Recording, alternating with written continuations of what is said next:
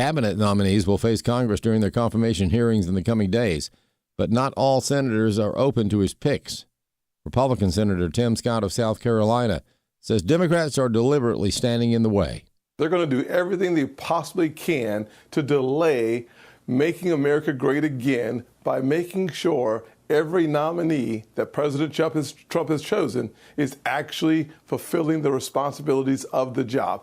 An immigration enforcement organization says senators clearly went for common sense in voting to advance an important bill aimed at protecting the American public from illegal alien criminals. Chad Groening has more. By an overwhelming 84-9 vote, the Lake and Riley Act overcame a Senate filibuster and will advance to a final vote. The measure, which easily passed the House last week, is named after a nursing student who was killed by an illegal alien while jogging on the University of Georgia's campus. The measure would require federal immigration authorities to arrest illegal aliens that have committed theft, burglary, or shoplifting until they are deported. States would also be given standing to take civil action against members of the federal government that do not enforce immigration laws.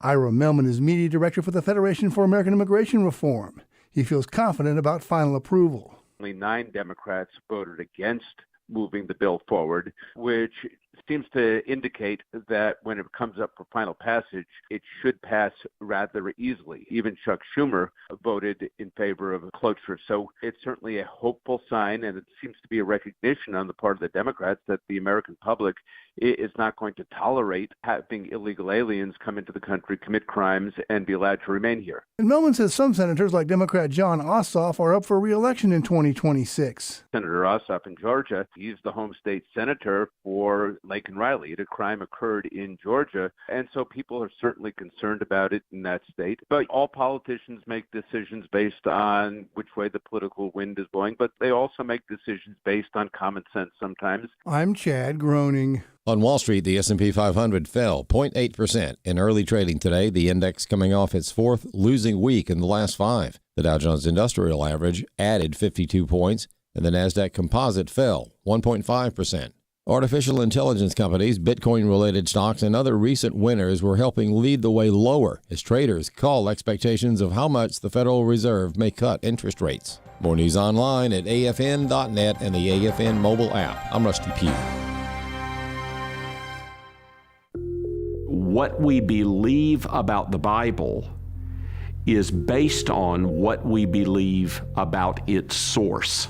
The God Who Speaks, the award-winning documentary from the American Family Association, is now available in a special limited edition DVD set. This release includes a Sunday school curriculum and 2 hours of additional footage. Go to thegodwhospeaks.org to get your copy today. thegodwhospeaks.org. Welcome to Today's Issues, offering a Christian response to the issues of the day. Here's your host, Tim Wildman, President of the American Family Association.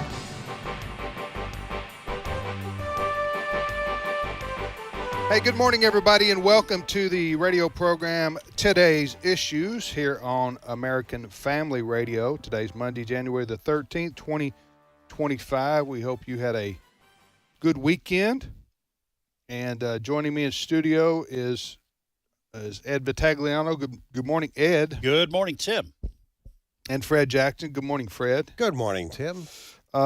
Gentlemen, a lot to talk about today that's happened even since last Friday. The offices in our studios were closed on Friday. We had a Mississippi version of a quote winter blizzard end quote. No, it was 3 inches of snow or something? Yeah, it did fall pretty fast Friday and close our offices. It did, and I think there was probably 3 inches in my yard.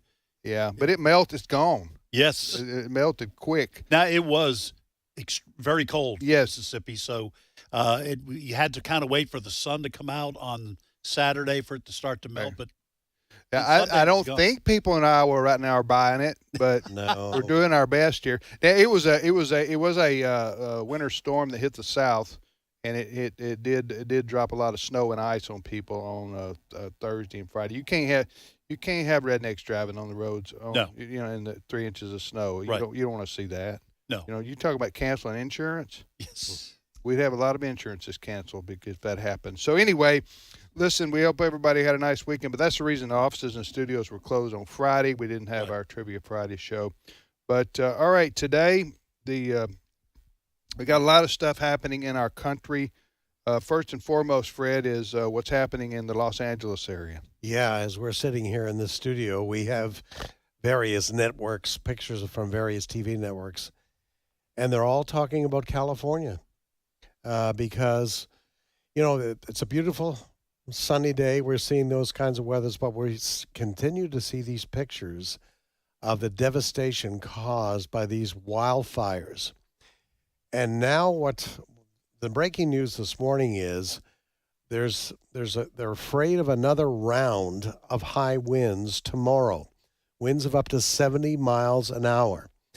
Now, the problem is you may think, well, they've had, several days to work on watering down the ashes from the original wildfires, that sort of thing. That's not true. It's been very, very dry, and they didn't get to all the hot spots yet. So now there's concerns for some of the areas that were not hit in the first wave. They are in danger. And they're trying as best as possible. There are evacuation orders that are still in place from the original wildfires. So it is a tough, tough time. I'm sure we've all seen interviews with people, what they're going through out there. The death toll over the weekend climbed to 24. And that's 24 confirmed. They also know there are some people missing. They haven't been including some children. So this is an ongoing story. The danger is not over yet, and we need to be praying for these dear folks because this is going to continue. And I saw one graphic up here again, as Tim said. We're watching in the studio. We have 4 network feeds. 12,000 plus homes and businesses. Now, we were talking in our story meeting. You mean destroyed? Destroyed, yeah, by the fires. We were talking about in our business meeting, I hadn't really thought much about the businesses until we were talking this morning. Yeah. So there are people who have lost their homes and their belongings and a lot of their personal items, photos, and all that sort of thing. And then there are others who may have lost a home and their livelihood because there's a great deal of question how many of these people are going to be able to rebuild. Can they afford to rebuild?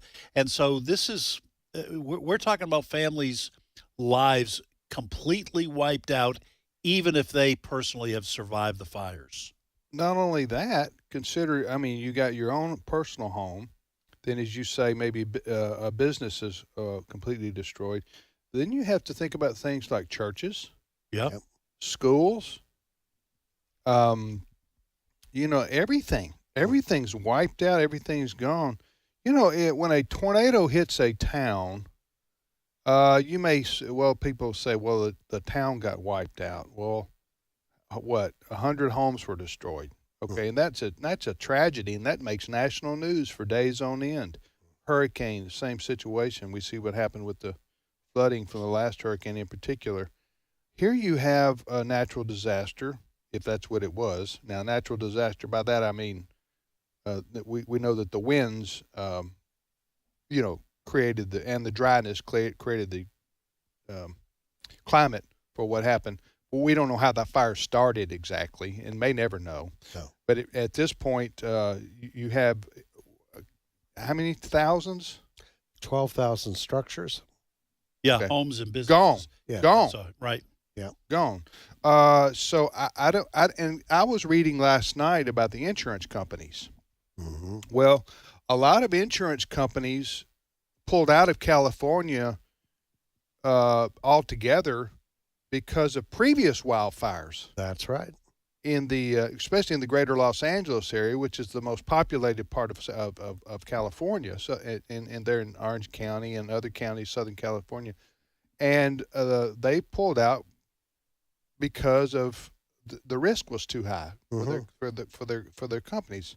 So now I'm thinking they're not going to have insurance at a lot. Well, a lot of people don't have insurance on these homes that were destroyed. Yep. Now, I don't. Okay, without living there and knowing and having my roots there, it's easy for me to say what I'm about to say. I don't mean it to sound callous or uncaring, but just a straight up business decision. If I'm a homeowner and I can't get insurance for my home, I bet I'm just going to have to say that it's at risk, and I know it, and I'm not going to do anything to change the situation. It's just going to be at risk, okay? Because otherwise you have to say, well, that's irresponsible. You're going to live in a house that you know is not insured in a risky area, and then when the fires burn it down, you're going to complain about something. You know what I'm saying? Does that make sense? Well, do you know what I'm saying? Yeah, I kind of. You're talking about people who have no choice, or are you saying they do have yeah, choice? Okay. What I read was this. Well, they have no choice because it's too expensive. Right. Right. Okay. And then they're stuck. Yes. Okay. So that's because they can't sell it because nobody else can buy it because they can't get insurance either. So that's not exactly like saying I'm not going to buy insurance because I don't care and I'll roll the dice. That's not the same thing. A lot of these folks who live in these homes that have been destroyed, they did have house insurance, okay, fire and property. I mean, but what happened was, so that, let's say you pay a insurance company 25 years to insure your home, all right? Well, then the insurance company says, we're pulling out of California effective next year, and then so you've had it, you've paid for it, right? But now it's not available to you, yes, any longer. So that's, I guess, an unfortunate circumstance that's no fault of anybody's.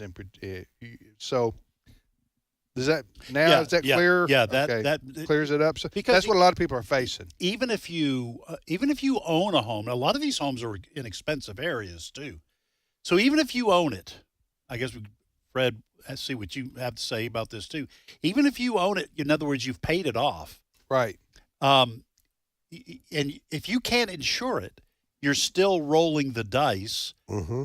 I mean, you don't have to continue paying a mortgage on it, but you're still rolling the dice by not getting insurance. And if you can't get insurance, like Tim said, you are stuck. Yeah, because how are you going to sell it? You're going to sell it to somebody and they say, well, here you can buy my house for $200,000-$300,000 or whatever. But guess what? You can't get house insurance. Yeah, and you can't. My understanding is all banks and mortgage companies, you cannot purchase a home and make payments if you don't have insurance. If you don't have insurance. You can pay cash. Yeah. Mm-hmm. So a lot of these folks did have insurance, but then they didn't because it wasn't available to them. Now, if it got quote too expensive, that's another consideration. I don't know. Here's the problem: is that a lot of these folks have lived here for decades. Yeah. This is their home. This is where they Mm-hmm. raise their families. Mm-hmm. I was listening to James Woods, the actor. He was talking about he had lived there like 40 years or something like that, or something like that. And Billy Crystal, the actor, he had lived in his home there for like same thing. Raised his daughters there. The actor I'm talking about. Speaking of which, I think this would be appropriate time. Mm-hmm. Okay, I'll tell you what we're going to do right there. We're going to play a lengthy interview with the actor Dennis Quaid. I'll set this up, okay, because this is like 4 minutes, and we never play a 4-minute clip here. But this was, but I saw it I saw it not live. I saw it on, I think, YouTube or something like that, or one of the news services, and I thought this is a very interesting interview, and I think our listeners might like to hear it. Dennis Quaid, of course, everybody knows who he is. His latest film, Reagan, Mm-hmm. I saw a couple of months ago, was outstanding. It was the life of Ronald Reagan. Anyway, so the situation is this. He's leaving his home last night or the night before, and he's putting things in his car. And this reporter shows up and wants to do an interview with him. Now, Personally, I thought this is an inappropriate time to ask for an interview when a man's trying to flee his home, okay? Now, it wasn't fleeing it as in you can see his house is on fire. It wasn't that imminent. But it was still, I think he was heeding the evacuation warnings put out by officials there in Southern California. So what you're about to hear is a reporter, I don't even know which station. He was with a local Los Angeles NBC station. And he's personally, Dennis Quaid was a nice person to even do this interview, because most people would have told him, I'm not doing an interview because I'm busy, okay, with this situation. Yeah, and what's wrong with you? Yes, reporter. Yes. What's wrong with you, Mr. Reporter? Of course, reporters are sent out to do interviews, so they're going to ask, they're going to try to get it, and sometimes they seem rude and pushy in trying to do so. So that's the situation, and we'll play this and let folks listen to this interview. Again, I don't know if it took place last night or the night before when the exact interview took place, but here it is. You got the Quaid smile still working on you. Yeah, well, what are you going to do? Well, tell me, what is it? First of all, what is exactly going on here? What are you doing? Tuesday, we woke up to this big plume of smoke, and then that was a real exciting day.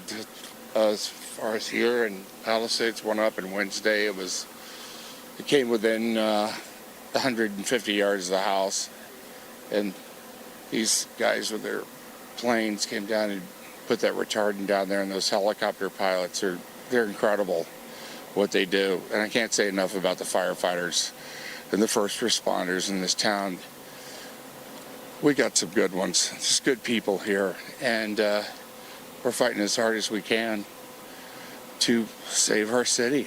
Gosh, I'd never thought I'd say that, but that's what's going on. When you were forced to get out, how quick was it for Dennis Quaid? Well, we were on the very edge of the first evacuation zone, which, that was the Palisades fire. And so we've had it lucky. I have so many friends who've lost. My agent, he lost both of his houses. And another good friend over the Palisades, he just moved into a house and he was renting the other one, and he lost both of them. I mean,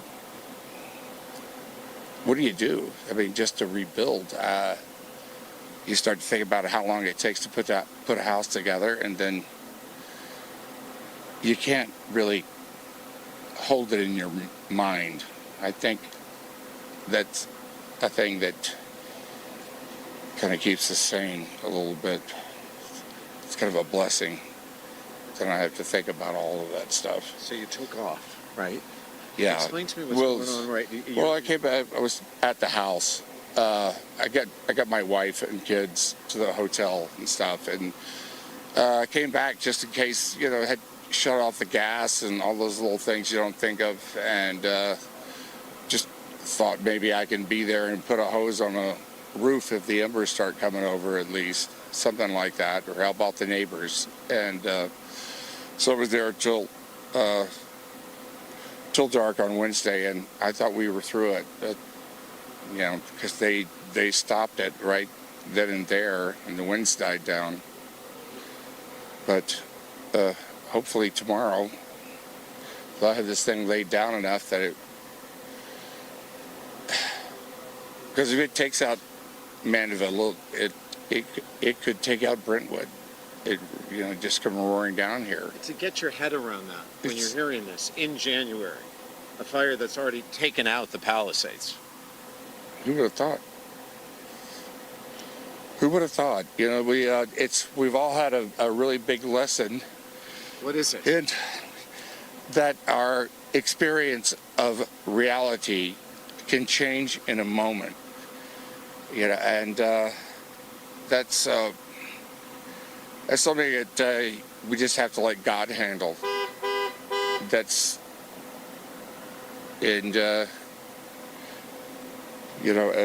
think there's a spiritual awakening on the other side of this, because it's going to make us all a little wiser and more compassionate You brought up something about, we've talked a lot of the people in the entertainment business live in this area, agents and directors and actors such as yourself.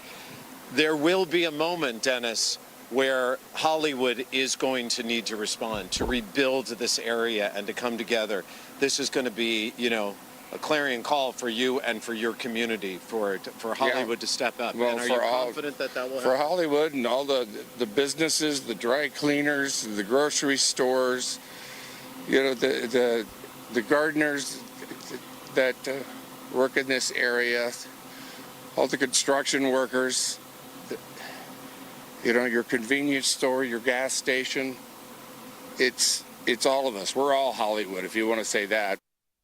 Okay, that's actor Dennis Quaid. I don't know when that interview was, Fred. It was the last few days. Mm-hmm.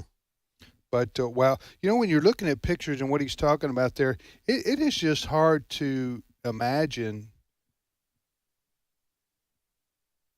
I mean, all these places burned down, one after another. I mean, street after street after street, neighborhood after neighborhood. Where do you even start to think about rebuilding? I mean, first of all, it's going to take them about 2 years to clean everything out. And what do you do with all that debris? Yeah, because you got to bring in bulldozers and trucks, and you got to, people are going to have to be allowed to go back and sift through, see if they can recover anything that might have survived.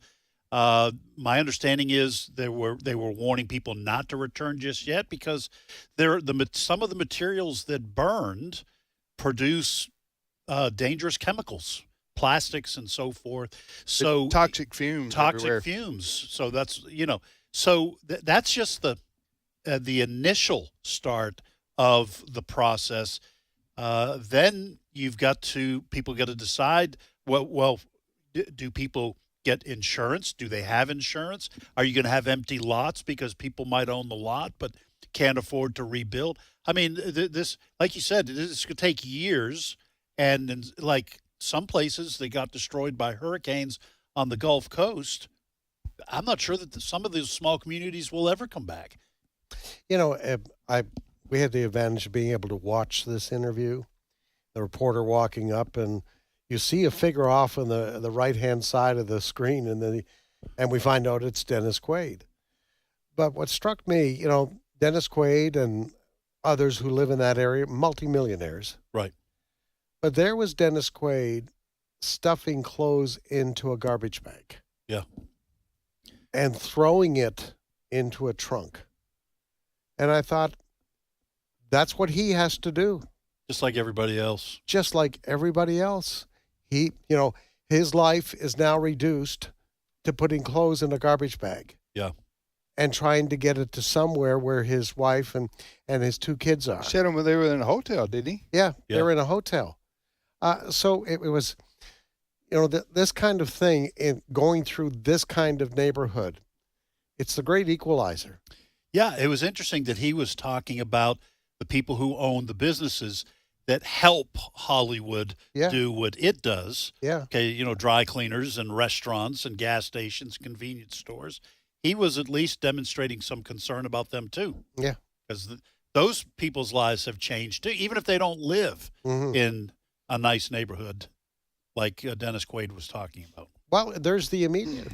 I mean, okay, some can afford to stay in a hotel for a long time. Yeah. But others can't. Mm-mm. I mean, where are we going to go? And we have no income. Yeah. Mm-hmm. What are we going to do? And so some of these people, and I think Dennis Quaid mentioned it too, he was talking about some of the Hollywood people he knew had more than one home. Mm-hmm. Some of them had both homes burn up. Yeah. And even if you had a second home somewhere else, you at least can go live there. Yeah. But a lot of the people that he was talking about, there's no possibility of folks like that. If you work at a restaurant, you don't own 2 homes. No. So you're gonna have to go somewhere. You're gonna have to go move in with family, or move somewhere. You think about 12,000 homes and businesses destroyed by this fire. That's a lot of hotel rooms. Okay, rental property that drives up prices. There's a scarcity of rental property after something like this happens. So that drives up the prices. And so the average person and below, in terms of income, they're not going to be able to afford it. Do they leave California altogether? That's what these kinds of disasters. Yeah, let me problems they create. What you don't think about too, something that you think about related to everything we were discussing here, and that is, what do you do now?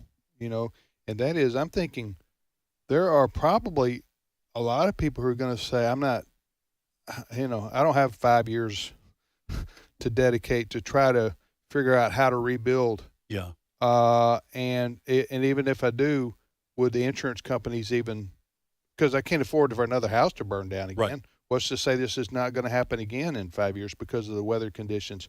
Again, I think they had said 6 months without rain. Did y'all read that too? Yeah. 6 months without rain. When they say it never rains in Southern California, there's some truth to that. Right.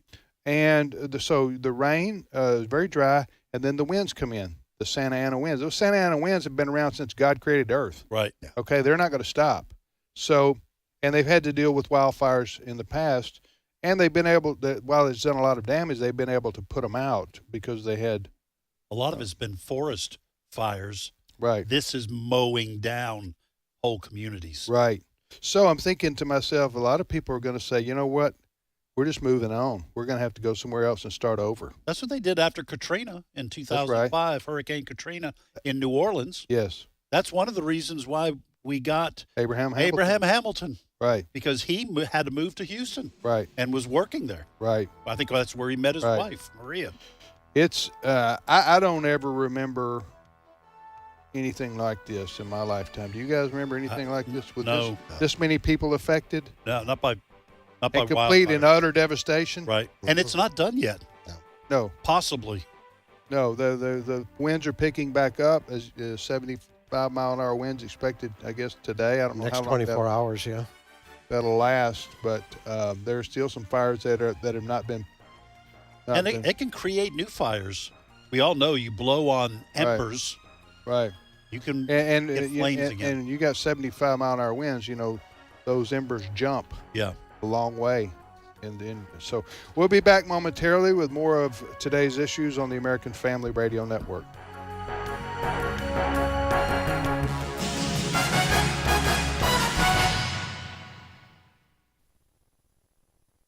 It's my turn. Here is your host for My Turn, Don Wildman.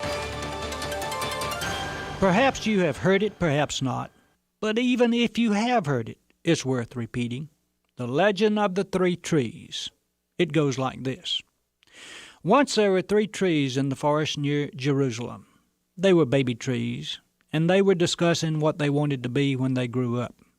One tree said that his desire when he grew up was to be made into a baby's cradle. The second tree expressed its desire. When I grow up, I want to be made into a mighty sailing vessel and explore the high seas. And then the third tree added that it wanted to be just what it was. I want to remain a tree and stay on the top of this hill and point people to God and His beauty and love. Well, the years came and went, and before long the trees were all grown up. The tree which wanted to be a cradle for a baby was cut down and made into a feeding trough. The second tree was cut down and made into a small fishing boat, which was used on the Sea of Galilee. And the third tree was cut down and made into a cross for use in a crucifixion. None of the 3 trees got what they wanted, it seemed. The trees learned a lesson which many grown-up humans often learn, and that is that the dreams we dream as children often don't come true in adulthood. How many of us have gotten what we wanted since we've grown up?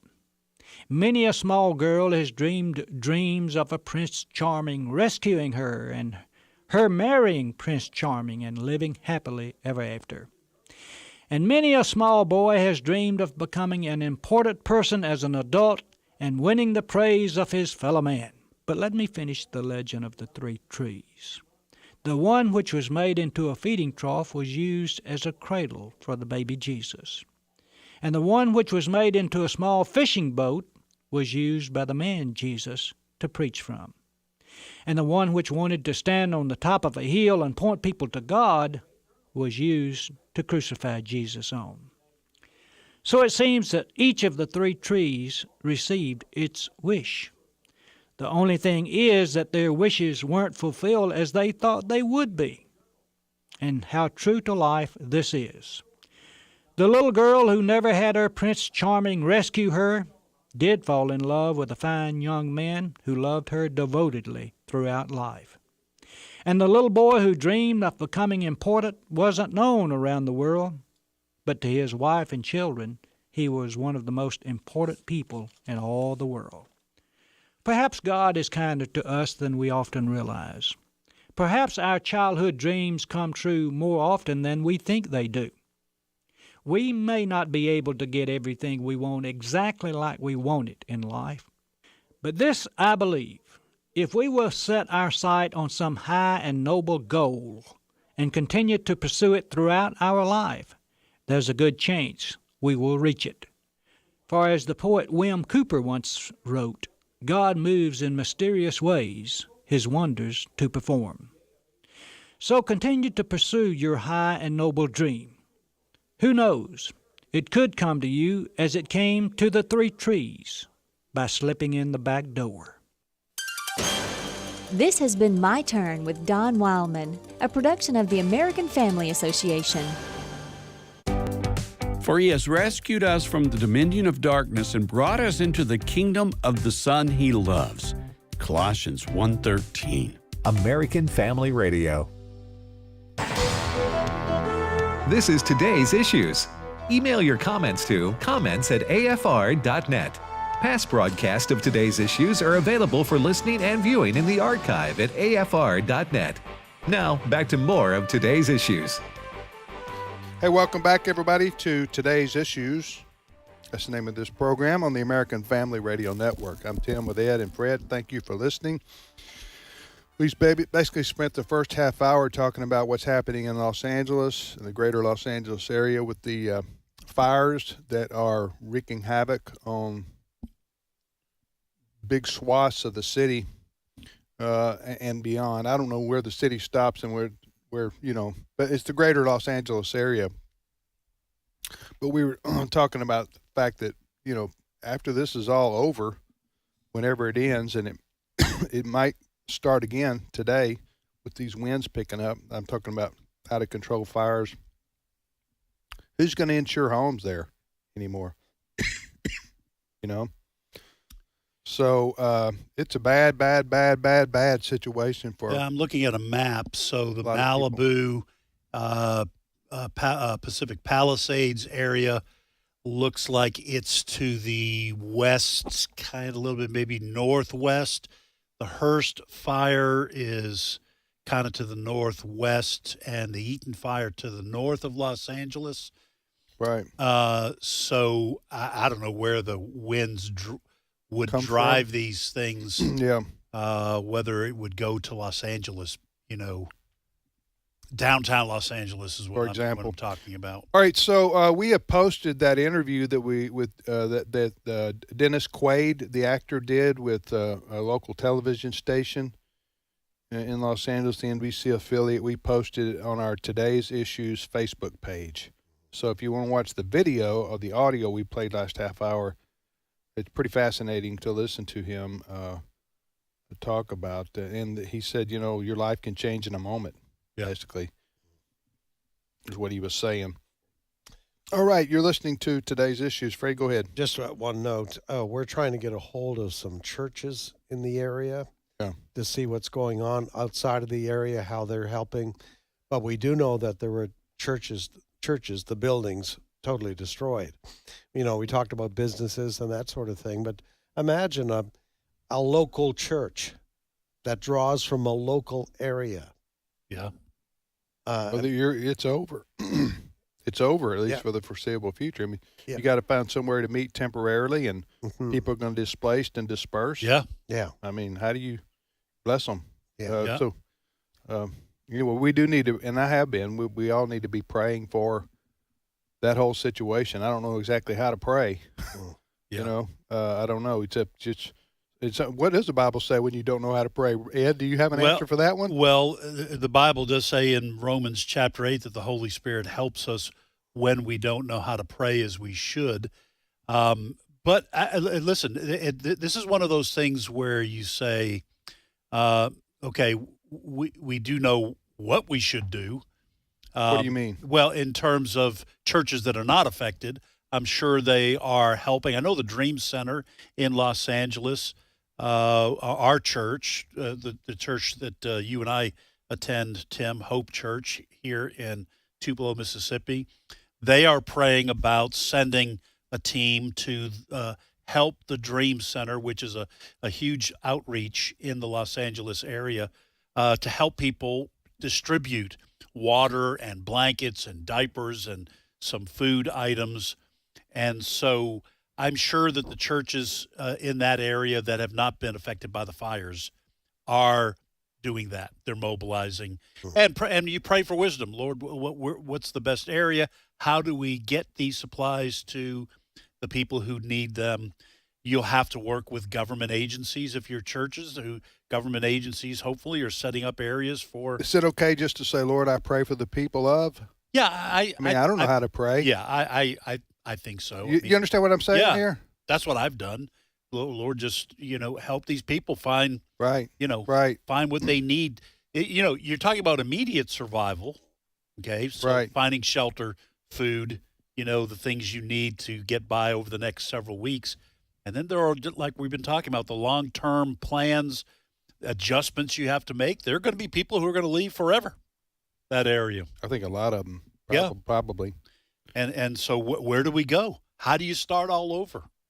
If you're not there, if you've moved to Utah or you moved to Texas, are you still going to have to combat with insurance companies and sell your plot? I don't know.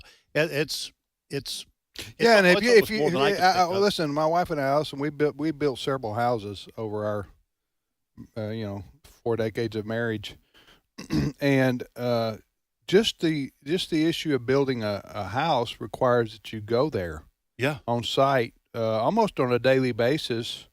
Certainly after the house gets really going, to make sure you're pleased with the work, everything's been done, like you contracted to do it. And you keep up with the progress. So how is somebody supposed to do that? I'm not talking about the people who are super wealthy, okay? I'm talking about the average person. How's the average person supposed to rebuild a home, especially if it wasn't insured? They don't have most people, if they do have the money, that's all they have. Maybe their life savings to put. You know what I'm saying? Yeah. And then you're supposed to. I don't know. It's just it's a tragic situation, unlike anything that I can remember people going through in this country. Well, if you and I are having trouble figuring out all the things we would have to, what about the people? The people who have gone through it are having just as much trouble. You talk about the red tape that exists on just rebuilding a house in a place like Los Angeles. It's probably got regulations out the wazoo. Okay, so you're going to have to navigate that. It's listen. Ironically, it's like an apocalyptic movie. Yeah, happening in real life Hollywood. Yeah, so to speak. The greater Los Angeles area, the entertainment capital of the world. And it's like Dennis Quaid said, your life. For these people, within a week or so, their lives have changed in a way they did not expect. Forever. Yeah. Yeah. All right. So anyway, that interview with Dennis Quaid that he did there is available on our Today's Issues Facebook page there. All right, Fred, what's your next story? Well, while all of this is going on the West Coast, back on the East Coast in Washington, D.C., President Joe Biden has just 1 week left on the job. A week from today is Inauguration Day, big day in Washington, D.C. But today, President Joe Biden will give what's being billed as his final foreign policy speech. And in the preview, Jake Sullivan, who is one of his national security advisors, U.S. national security advisors, was interviewed about the speech Biden is giving today. And Sullivan kind of previewed everything by saying the world ought to be thanking that Joe Biden was president over the last 4 years, because the world has been safer because of Joe Biden. In fact, the Associated Press headline leading up to the speech this afternoon from Joe Biden, Biden claims he has been the steady hand the world needed. I think there are people who would dispute that, given what's going on in the world. And and we've talked about it on this program, since Joe Biden became president, look at what has happened around the world, the chaos that's there. The Biden administration blamed for basically caving into Iran and what Iran has done, and its proxies, Hamas, Hezbollah, et cetera, China, most people agree China is stronger, much stronger today than it was when Joe Biden became president. North Korea, if anything, the danger level has escalated incredibly since Joe Biden became president. But yet he's going to apparently give this speech today and pat himself on the back and ask. Is he going to give himself the Presidential Medal of Freedom? No, I don't. I'm not sure if there's any of those left. Can he put it around his own neck? Yes. Oh, I know. He's been handing those out like candy, huh? George Soros, and also Hillary Clinton. They're the most high profile. George Soros is like a Bond villain. You know, in these James Bond movies over the decades, they always have these like oversized villains. And that's what George Soros is like in terms of what the damage he's done to our country. And for the president of the United States to give him one of these medals is, it's Presidential Medal of Freedom. Yeah. Anyway. Listen, I think that the Biden administration is going to go down as one of the worst in U.S. history. And I don't know how Biden escapes that.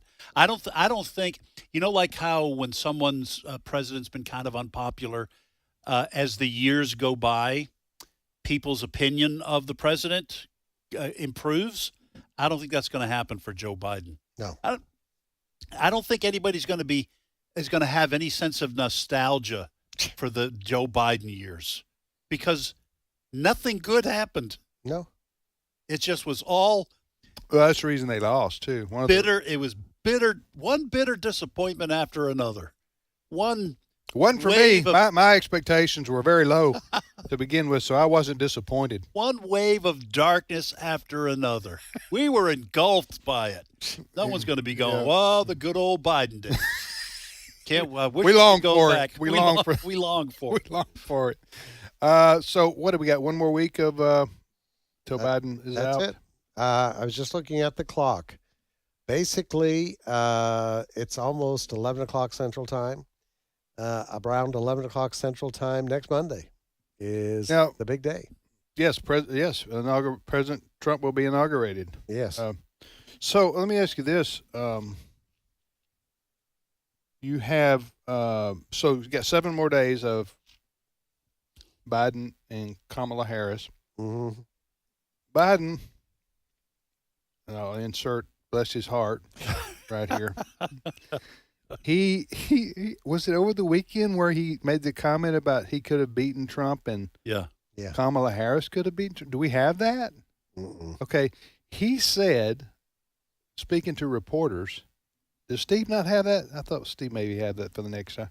Anyway, he said that he could have beaten Kamala Harris. He could have beaten Trump, and Kamala Harris could have beaten Trump, as if the election never even happened. Yes. Did you hear that? Yes, that was bizarre. That was a bizarre. I understand. Even for him. I understand Joe Biden saying, because he was I don't remember what the subject was, but he was talking about the fact that he stepped down and he did it for party unity. And I can understand him thinking, I could have beaten Trump because he didn't really get the chance, even though I think he was behind in the polls when he did step down, because it was in the that's wake. A who knows. That's a who knows. But for him to say that Kamala could have, when in fact she had her shot and lost, right, was a bizarre moment. Yeah, it's like, excuse me, Did you not know they already had that election that you're talking about? She could have won. Yeah, that's over, and she didn't win. Why didn't she? I don't think Biden would have beaten Trump had he run, but that's one of those things you'll never know, right? For sure, because we'll never have that election. But anyway, it was kind of bizarre. But we say that every week about something Biden does now, and have been saying that for a few months. So he'll be out. I just think behind the scenes, the Democratic Party quietly will celebrate when Joe Biden and Kamala Harris lead the stage. They need a fresh start, so to speak. do. I don't know where they go from here. They're kind of like the California fires. You know, the Democrat Party is in shambles. Yeah. I don't know where you go. Oh, you got the okay. Let's play that. This is President Joe Biden commenting on what was in his head. Do you regret your decision to run for re-election? Do you think that made it easier for your predecessor to now become your successor? I don't think so. I think I would have beaten Trump, could have beaten Trump, and I think that Kamala could have beaten Trump. What was he talking about there? Now, the only way into his head. Okay, well, the only way that would have possibly even made sense if he had said Kamala could have beaten Trump had she done A, B, and C. Yeah, differently. But he doesn't want to criticize her publicly. He doesn't. Yeah, whatever. That's just anyway. That's he'll be out. Thumbs up to Brent Creeley, our producer, for finding that. All right, listen. On a positive note, I want to talk about this for a moment here because, what we do here at American Family Association, American Family Radio, is we take action, and we lead people to take action to make a difference on key issues that we care about. Why? Because we think God cares about them. Yes. Our mission is whatever. Somebody asked me one time, "What's your mission statement?" I said, "Well, whatever God's for, we're for, and whatever God's against, we're against." I like that. Yeah. Just right. simply put, that's our mission statement here at AFA and AFR. But we have been partnering with a ministry that we're very proud of their work. Go ahead, Ed. Yeah, this is 2025 Preborn AFR, American Family Radio campaign. It starts today. It ends on the 22nd here of January. Folks, you may not know this, but abortion is the leading cause of death in the United States and the world.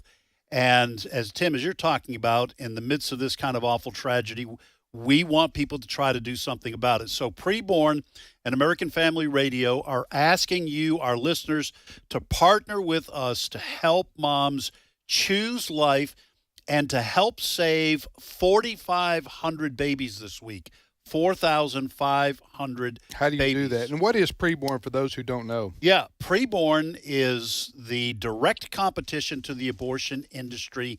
It is the largest provider of free ultrasounds in the United States. And by letting a woman see her baby on ultrasound and hear the heartbeat, a baby's chance at life is doubled. That's right. It is doubled. Over the past 18 years, Preborn partner clinics have counseled over 500,000 women who were considering abortion, and more than 300,000 babies' lives have been saved, and more than 80,000 women have also surrendered their lives to Christ. So here's what we're asking you to do. We're asking you to give. I'll give you the number here in just a second. A gift of $28 provides one woman seeking an abortion a free ultrasound and giving the mom the opportunity to choose life for her baby. So $140 provides 5 free ultrasound sessions reaching 5 women with the message of life. Maybe you could sponsor 5 ultrasounds. Our goal is to help save 4,500 babies. So please consider a gift of any size. It all makes a difference. Listen, if you can only give $10, that's fine. Along with 2 other gifts of $10, that's 1 ultrasound. Here's the number to call this week. Again, this is our Preborn AFR campaign for 2025. The number to call is 877-616-2222. 2396. That's 877-616-2396. Or you can donate online. If you go to afr.net, you will see the preborn campaign right there on our website.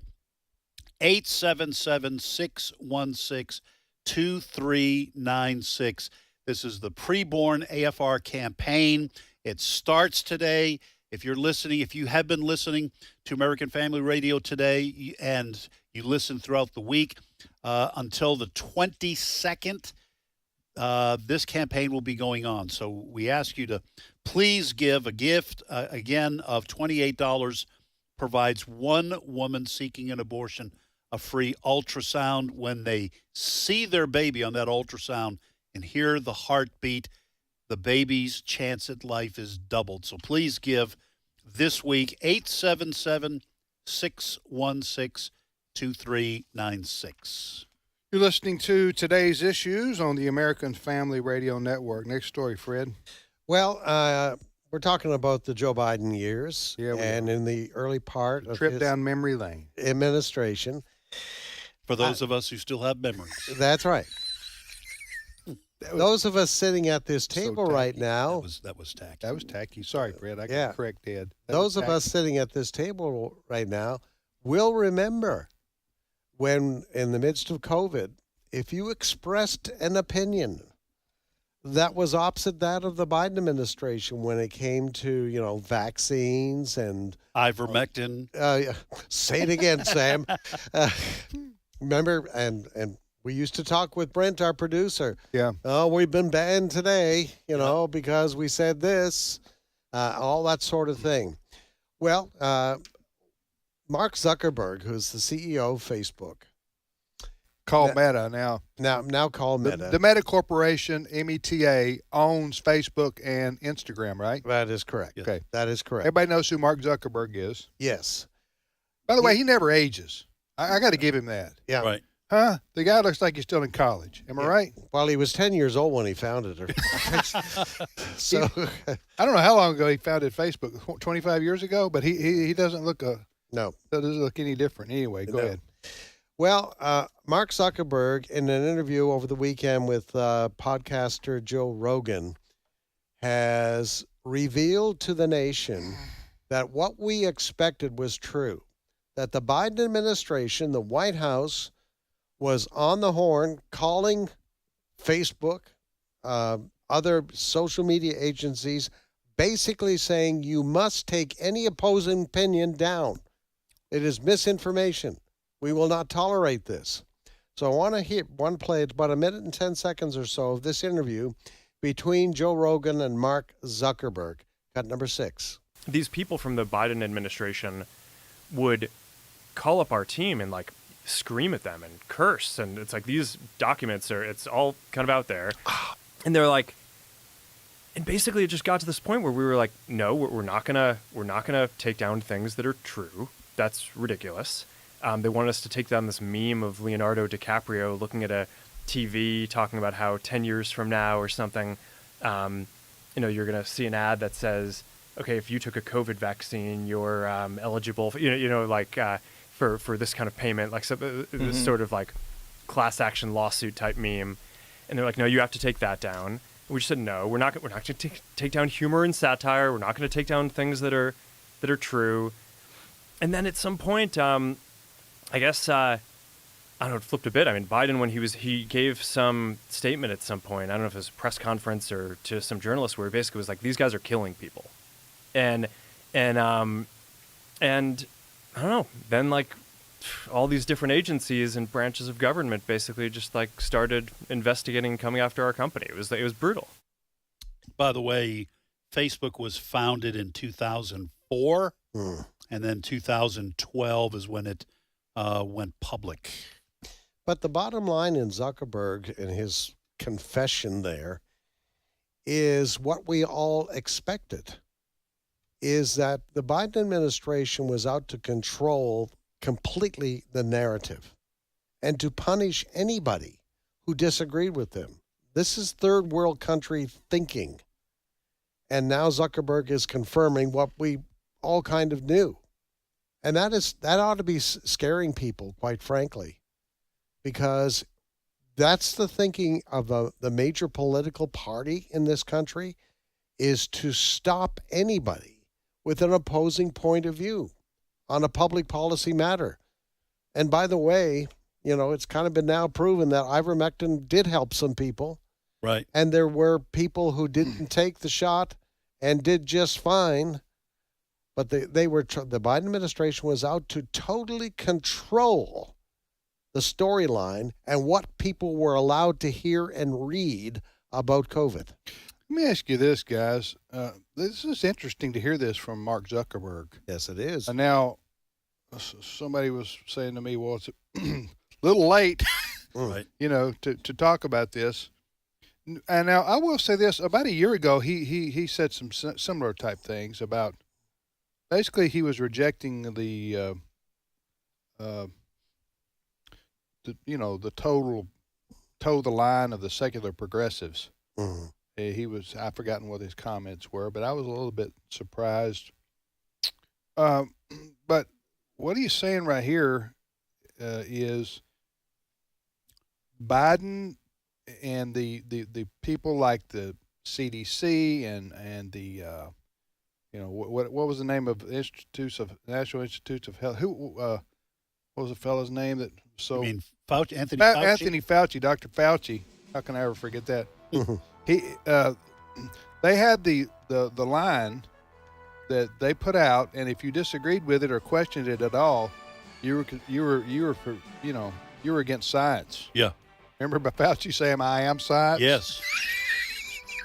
I am science. Anyway, he said that he was science.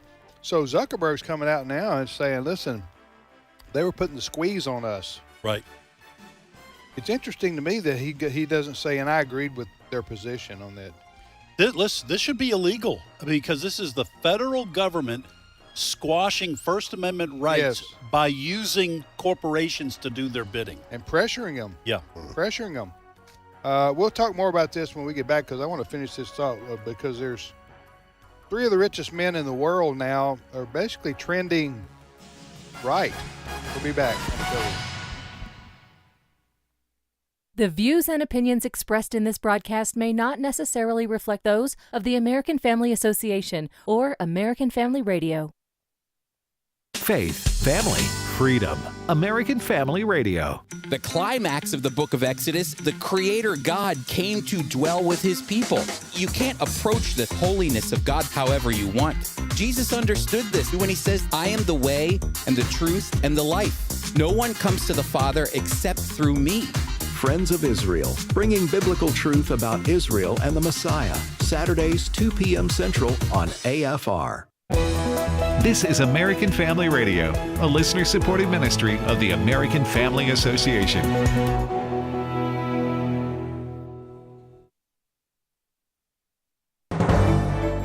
American Family News, I'm Rusty Pugh. Southern California is continuing to deal with multiple wildfires as authorities arrest people for looting. Griff Jenkins reporting from Malibu. There were 4 more arrests yesterday, bringing the total number of looters to 39 in the Malibu and Pacific Palisades area. The PDS warning, it's the highest the agency can issue, intended to invoke the highest level of urgency for residents to evacuate if indeed these brush fires that firefighters are trying to tamp down with these high winds of 70 miles an hour for the next possible 48 hours. The Palisades fire came across the hills and burned everything in its path till it met the Pacific Ocean. Meanwhile, people in the northeastern U.S. are bracing for a winter storm that could bring 1 to 2 feet of snow. Nearly 1 million people in northern New York State are under winter warnings in the 4th major lake effect snow event this season. Forecasters say multiple rounds of lake effect snow are expected to hit the region between Erie, Pennsylvania to near Buffalo, New York. Snow squalls are forecast for both states and could dump up to 2 feet in some areas, which could affect travel. That area has already seen some of the most snow in the country. Erie has already gotten more than 81 inches of snow this season, while Buffalo has gotten almost 30. New York Governor Kathy Hochul announced on Sunday that crews across the state are preparing to deal with the snow. In New York, Tanya J. Powers, Fox News. Florida Republican Governor Ron DeSantis is calling for a special legislative session to ensure local governments cooperate with the incoming Trump administration. One issue the governor wants to consider is ongoing relief for hurricane victims. We had 2 major hurricanes hit this state within the last couple months, and there are issues with respect to agriculture relief. There are issues with respect to homeowners, things like My Safe Florida Home. We have people that are approved, they're on a waiting list, but the funding ran out. Vice President J.D. Vance discussing pardons for those convicted in connection to the January 6th Capitol disturbance. In an interview on Fox News Sunday, Vice President-elect Vance says not everyone convicted of crimes on January 6 could be in for a pardon. If you protested peacefully on January the 6th and you've had Merrick Garland's Department of Justice treat you like a gang member, you should be pardoned. If you committed violence on that day, obviously you shouldn't be pardoned. President-elect Trump has vowed to issue pardons starting on day 1 of his presidency. Over 1,500 people were charged with federal crimes related to January 6, including some facing felony charges for assaulting police officers. In Washington, Ryan Schmelz, Fox News. Inauguration Day is January 20th, but Christians will be gathering in D.C. before the big day. Chris Woodward tells us why. An event known as the Inauguration Praise and Prayer Convocation is scheduled for Sunday, January 19th at 2 p.m. Eastern inside Greater New Hope Baptist Church in Washington, D.C. The event is being hosted by Tony Perkins of Family Research Council and Dr. Jim Garlow, founder and chief executive officer of Wellversed. Garlow made these comments on Washington Watch. We're so thankful that Trump will be our new president, but Jesus is our king, our Messiah, and our Savior. And so for that purpose, we're coming before him to honor Jesus, to honor the Lord. We'll be praising and worshiping, and then we'll be praying for our new president in very specific areas that he literally have the mind of Christ, that he have a biblical worldview as he moves forward in all of these areas, protection over him. Garlow called it an incredible opportunity for the church. Tony Perkins agreed. It's an opportunity to gather, celebrate God's faithfulness to our country, his mercy and his grace, and lift up our country in prayer. I'm Chris Woodward. The Supreme Court isn't stopping a lawsuit from advertisers against the owner of Facebook and Instagram. More from Jared Halpern. Justices declined to take up an appeal from Meta, the parent company of Facebook and Instagram, had hoped to avoid a multi-billion-dollar class action lawsuit from advertisers who accused the social media platform of overcharging them by inflating claims of how many people the ads will reach. Meta calls the allegations baseless. Lower courts have allowed the lawsuit to move forward. In Washington, Jared Halpern, Fox News. More news online at afn.net and on the AFN mobile app. I'm Rusty Pugh. The American Family Association's mission is to inform, equip, and activate individuals to strengthen the moral foundations of our culture. Our goal is to be a leading organization in biblical worldview training for cultural transformation. We stand on the biblical truth that all human beings, including the unborn, are created in the image of God and are endowed by Him with the right to life, liberty, and the pursuit of happiness. Thank you for standing with the American Family Association. Today's Issues continues on AFR with your host, Tim Wildman, president of the American Family Association.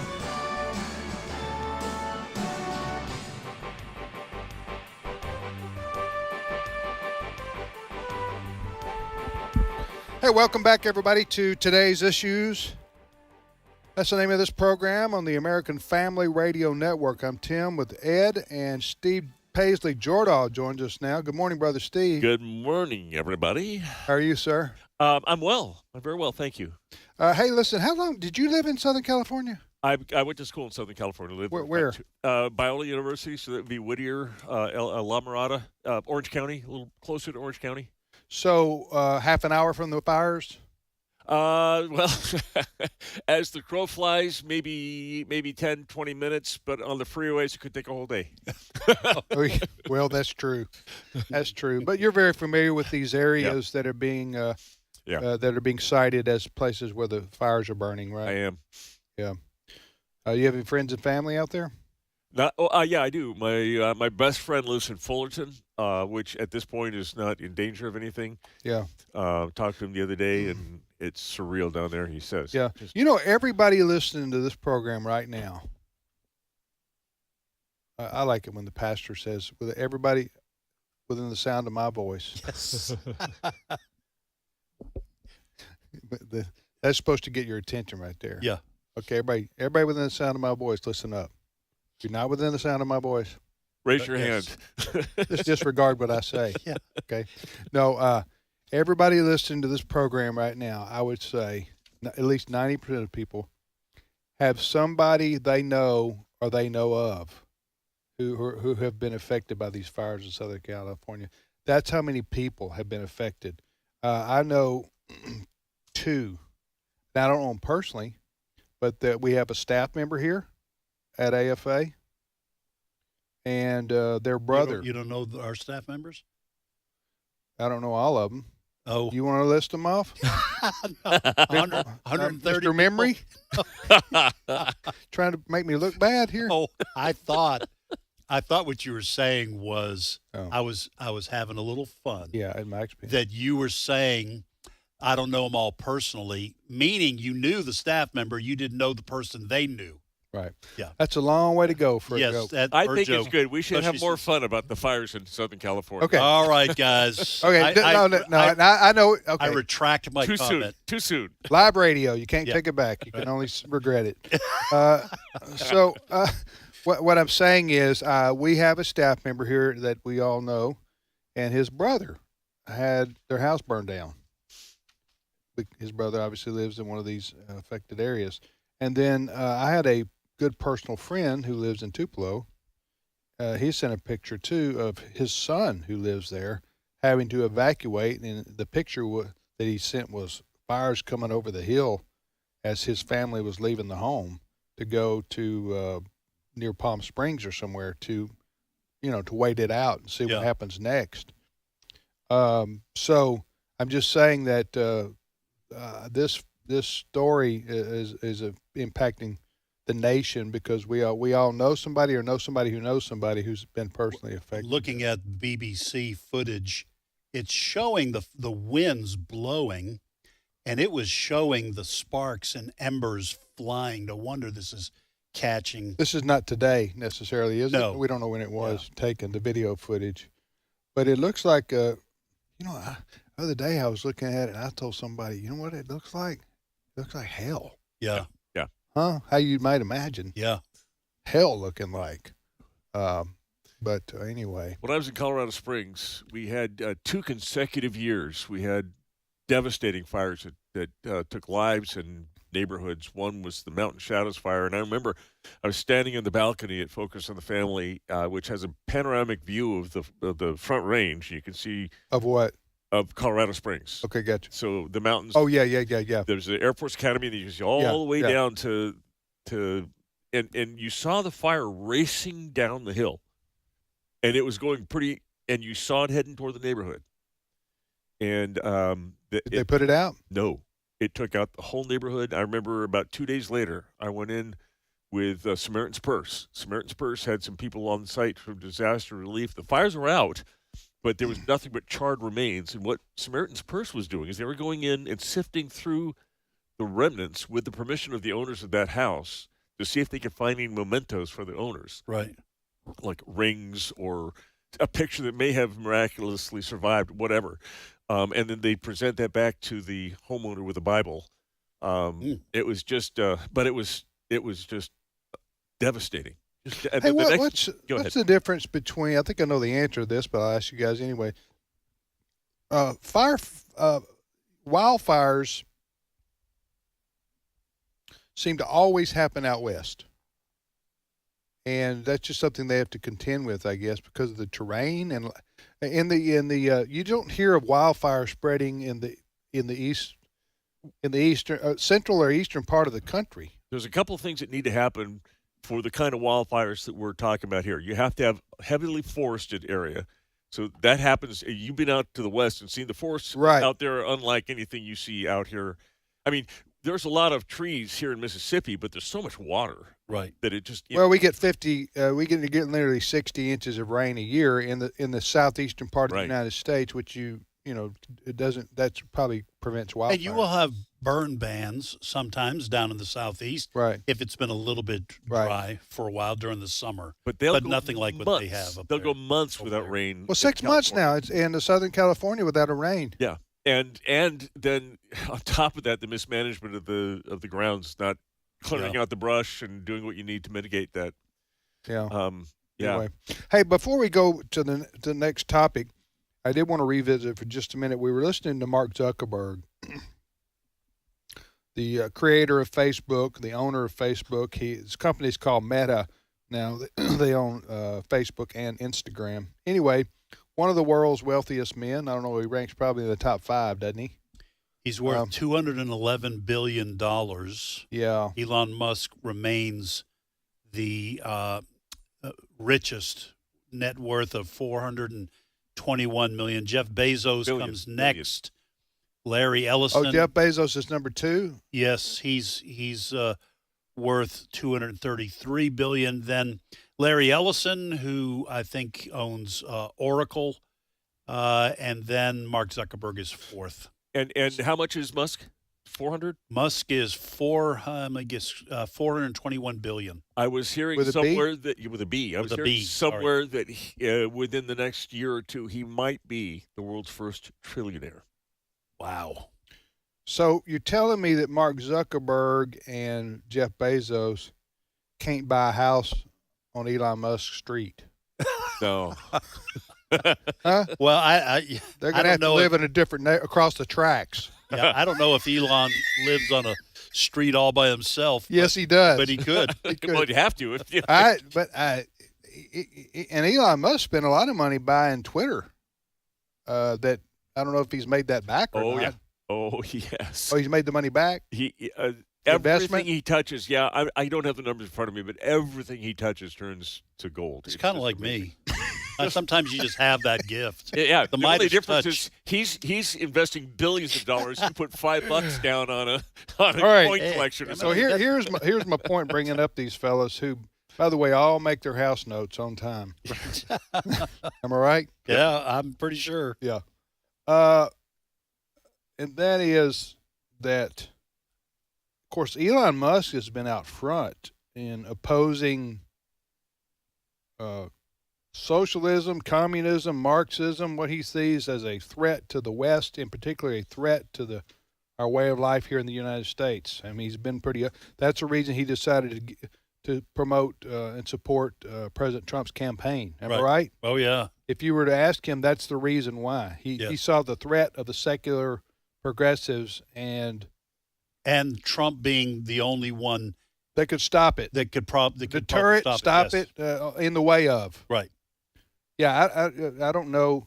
So that Elon Musk, that's basically what he would say. I had to speak out to do something to stop the Marxists that were represented by Harris and these folks. So so that was Elon Musk's position. He stayed evidently fairly close to President Trump and his team. I mean, he went on the road, campaign with him. Yes, he did. Remember him dancing on stage up there? Yes, he did. He did. So, and now with these comments from Mark Zuckerberg, which he seems to be saying, I'm not going to participate in the cancel culture. I'm not going to toe the line for the deep state, as it were. He didn't put it like that, but I'm putting it like that. He was recounting how the Biden administration tried to, he said, he used the word, would call up and scream at us if we would allow anything different than what they said about COVID response. Right. And Mark Zuckerberg said, we're not going to toe the line for any government. You know, that's just not where we now. Whether you believe him or not, I don't know, but that's what he told Mark. He sounded pretty convincing. Yeah. You played the clip, right, from the Rogan thing? We did play the clip, yeah. And then one other person, and then, Steve, you can talk about this. Of those three of the wealthiest men in the world, Jeff Bezos. By the way, Elon Musk is a South African who came to the U.S. He's a U.S. citizen now. Yep. Mark Zuckerberg, of course, is an American, and Jeff Bezos is an American. But Jeff Bezos, Amazon guy, the creator of Amazon, he I don't. He's made some comments that were sensible, along the lines of pro-business, pro-free enterprise. He didn't allow the newspaper he owns to endorse anyone. The Washington Post, Post, a very liberal newspaper. Absolutely. And he told them, the Washington Post, we're not endorsing Harris or Trump or anybody. And his reasoning was, we need to be seen as being impartial journalists. Right. And the owner of the LA Times did the same thing. Different owner. Anyway, I just wanted to point that out. The 3 richest men in the world are trending right. They're not right wingers, but Right. You know what I'm saying. Right. Go ahead. I'll tell you that a lot of this has to do with politics in California. Because in 2014, Elon Musk described himself as half Democrat, half Republican. He was socially liberal, conservatively, fiscally conservative. Yeah. But he had the head of his car company, Tesla is in Fremont, California, which is in the Bay Area. And California, in the last 10 years, has just been brutal on businesses, taxes. It's been blue, deep blue for so long. They saw that it was bad for business, it was bad for people, and these are smart people. And so I think the politics of California certainly forced some of them, or prompted some of them to go to the right. Yeah. And this is the cost, the price that the Democratic Party is paying for allowing it to start being taken over by the cultural Marxists. The left can never stop itself. They Right. can't stop. They just have to keep going until they're a parody of themselves, and people all realize it. Hey, listen, Mark Zuckerberg, just to continue on for just a moment, because I just read this. Mark Zuckerberg said that he blasted, this is Zuckerberg blasted fact checkers for being, quote, too politically biased, end quote, and said that, quote, they destroyed more trust than they earned, end of quote. That's why he's starting the community notes on Facebook. Like he said that Elon Musk did it better than he did. So he's getting away with fact checkers. And by the way, he's also ending DEI at Facebook immediately. Yeah. And he's going with fact checkers. He's a threat to democracy. I got to tell you, at least he's a threat to California's democracy. I think he's wise to do away with the fact checkers, because remember when we were told to pay attention to those people, and they were almost all liberal. Yes. Almost all the fact checkers only disagreed with conservatives. Yes. Huh? And liberals were never fact checked. Remember that? Yeah. Facebook, listen, you don't have to go all that well to the President Trump's first term, when a lot of conservatives, including us right here, people, were getting shadow banned. Yes. And I forget what the term is for just kind of closing the faucet type. You know, there's names for all that. Who owns YouTube? Is it Google? Google owns YouTube. See, they were the ones, YouTube, who took us down 3 or 4 times. This show, huh? Or more. I mean, they had a person specifically designed. Brent had a contact on the inside. I bet 4 letters a week, back and forth. It was crazy. all we would do was say the word. Say it, Ed. Ivermectin. All we do is say that word. Ivermectin. Or sing it. We would say it or sing it. Or hydroxychloroquine. And we get a notice from YouTube. You're banned. Yeah. You violated our community standards. Yes. We'd say, well, what community standard did we violate? Right. And they wouldn't tell us, but it would always be after a show where we were talking about, this is in the midst of COVID. Yeah. That, studies were showing, doctors were saying ivermectin and hydroxychloroquine can help. And nope, we were banned. Yeah, it was crazy. I mean, the way they were banning people, not just us and other people, it was like, really? I mean, you can't even. This is America, and you can't even talk about anything that doesn't that not approved by Dr. Fauci. It's crazy. But anyway, all right, go ahead, Steve. Well, let's go to the opposite side of the country. Remember Things happen so quickly. Remember, a couple months ago, there was this little storm over in western North Carolina, a hurricane that devastated them. And you remember there were some questions about FEMA and their response, whether or not they were responding appropriately and quickly enough. Well, now we're here, so they finally made it, and they started giving some housing allowance to some of these people that are dispossessed. Well, that are possessed. Dispossessed of their houses. My bad. Sorry. FEMA now plans to end temporary housing assistance for 2,000 North Carolina residents on Saturday during a snowstorm. They're taking away the housing of 2,000 residents. They're kicking them out of the hotels. Well, they probably got some kind of limited time that you can be on that. Okay. Even if that's the case, yeah. Don't you think that they extended it by 1 day. Do you think they could have extended it by a month or two until the winter storms are over? You're going to kick somebody out in the middle of a snowstorm? Are they kicked out? I didn't know have they had any out to be kicked? Yeah, they're staying in hotels and temporary housing. Well, they kind of, North Carolina, I know I've seen stuff posted on Facebook saying, folks, please don't forget these people that are suffering still in North Carolina, because after a week or two, they just kind of disappeared. That's the way out of the public eye. That something else comes up and it goes away. That's one of the reasons that I've tried to stay in touch with some people out there, and every so often I'm going to post stories about what's going on there. That's another situation. We were talking about the fires, the wildfires. That's another situation with the floods that came, because some of these communities located in a valley and they get all that water. In North Carolina? In North Carolina. Yeah. And these floods just they were a biblical proportion. Yeah. Like once in 100 years. But it's the same kind of thing. How do you rebuild? Right, do you move somewhere else? By the way, we need to say this about Southern California, because the worst may not be over. Now that the forestation is gone, the trees and the underbrush is gone, when the rains come, you're going to have mudslides and flooding like you've never seen before. Hold on to the soil. Nothing is going to hold on, or it's going to be devastating again. So, yeah, they have. It's only beginning down there. Yeah. Wow. Well, for a part of the country that's so beautiful, I've lived in Southern California twice for 1 year each. It is a beautiful part of the country, but I guess like anywhere else, it has its dangers. Yeah.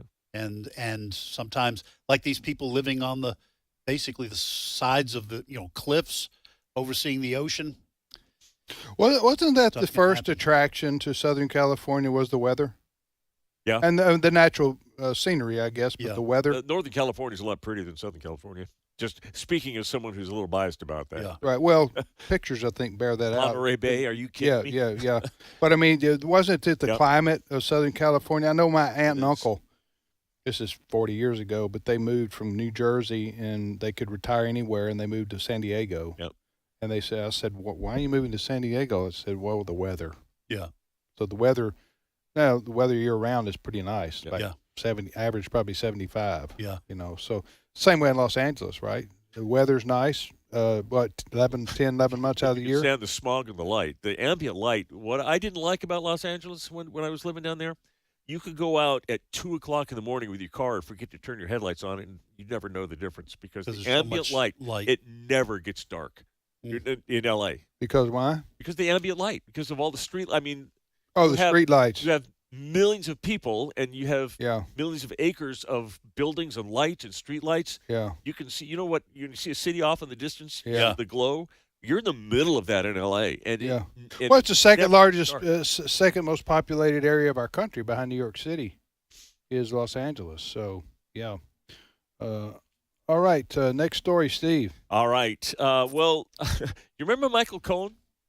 Michael Cohen was one of President Trump's, I think he was the fixer for a while, and then attorney. He was an attorney, and then he decided that he didn't like that, and he went, and now he's one of Trump's greatest foes, one of his most detractors. Well, Michael Cohen sees the writing on the wall. He knows that Donald Trump is going to be president, and of course the The myth out there is that Donald Trump is going to put all of his enemies in concentration camps or in prison. It's nonsense. Not all of them. No. He's not going to put any of them there. Oh. That's the myth, that they think that Michael Cohen thinks he's going to get there. So he's asking Joe Biden, please give me the same deal you gave to your son Hunter. I'm somebody's son. He says, I would expect the same exact pardon that he gave his son. Remember the one that excuses him for any crimes, future or present or future? Is he serious? Yeah. Is this kind of in like a That demand? sounds like a joke. That's what he's saying. He's When saying, he says I'm somebody's son, that sounds like a joke. well, he's It trying is to do kinda whatever he funny. can. He wants a pardon because I think he sees the handwriting on the wall. Not that he's going to be put in prison, but that He's already out of jail, though. he is, but he thinks he's going to be put back in there. Why? Because that's because Donald Looney Trump doesn't Tunes. like him. I mean, He can't. Trump. no, even I'm not Trump- saying this is going to happen. I'm saying Yeah. this is what they're saying. This is the kind of Oh, the that's silly. silliness of the left. Absolutely. Yeah. President Trump's not going to. He doesn't have the power to put people in prison by himself. No, they got to be convicted of a I crime. know. Absolutely. It's just hyperbole. How you like me using that word? Yeah, I like it. Hyperbole. It's It is it's indeed. left wing hyperbole. Now with Trump too, you got to tell us with things that he says. Sometimes you got to go. Is that a joke or is that real? Is that live or is that trolls. Memorex? He trolls a lot. Yeah, he It does. says something. It says something. He means it as a joke, but he says it with a straight face. Yeah. So we'll see. Well, let's end here. According to the Babylon Bee, Jill Biden is preparing for her final week as president. Jill Biden. Jill You mean Dr. Biden? Dr. Joe Biden, the renowned surgeon. the renowned rocket surgeon. Right. Yeah, so yes, I said that on purpose, folks. It was a joke. Okay. All right. Well, It's not rocket surgery. they'll be leaving the White House in a week. Week from today. Week from today, about right now. Our long nightmare, national nightmare, is over. Coming to an end. Presidential inauguration of Donald John Trump to be the 47th. Yep. 47. President of the United States will take place a week from today at about this very hour. J.D. Vance won't be there for the inauguration, though. He said he's going to the national championship game between Ohio State You're and joking Notre too, Dame. right? He did say it. He did but say he was kidding. He was because he's a big Buckeye fan. I would Yeah. hope he's from Ohio. Yeah. Didn't he get sworn in too? Yeah. Oh, yeah, He's he's just he's just kidding around. But Ohio State does play Notre Dame for the national championship a week from today too. Yep. So, all right. Have a great day, everybody. We'll see you next time.